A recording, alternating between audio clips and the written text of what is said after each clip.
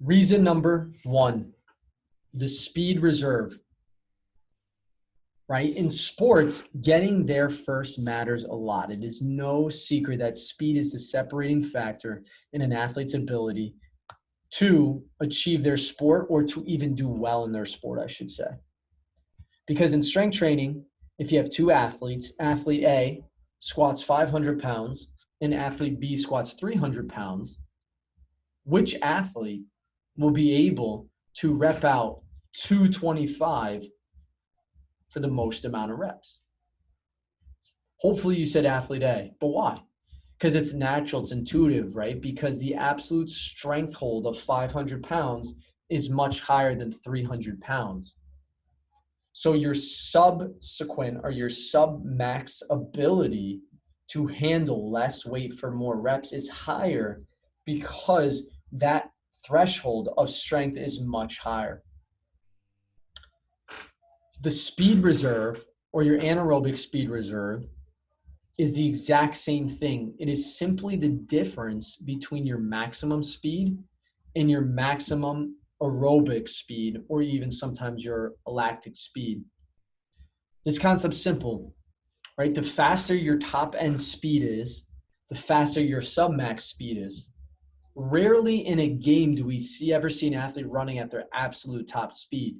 This is for a number of reasons, right? The game changes pace so quickly. The distances of the court or field don't allow room for max speed to occur, right? Or simply an athlete's too fatigued.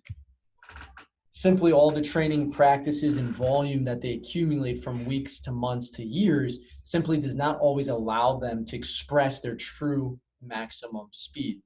So as a result of that, athletes, and humans for that matter, perform in what I call your operating speed. This is via the speed reserve, our anaerobic speed reserve.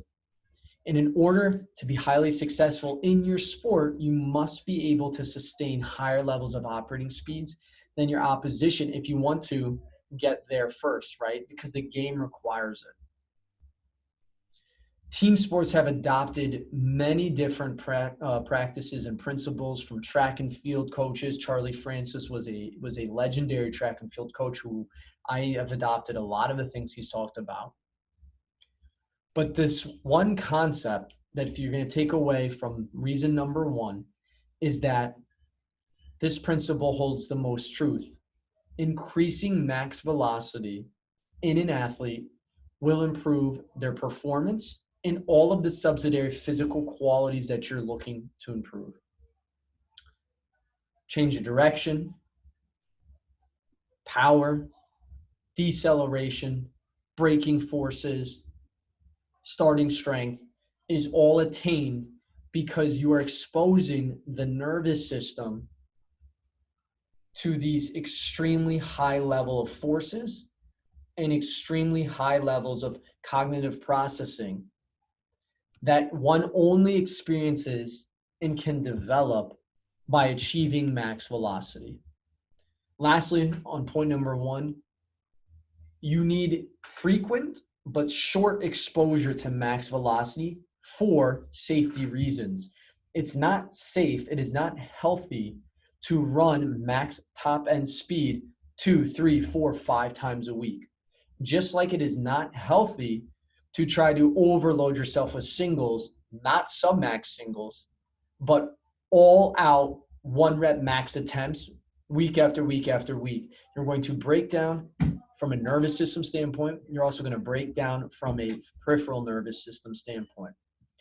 And so that is why the anaerobic speed reserve is something that a quality that is a subsequent quality of building that max velocity is so important, because it keeps your athletes safe over time. It allows you to gauge effort without putting your foot on the gas, pun intended, too much, and allows you to build in all of the qualities that you're looking to develop in sport.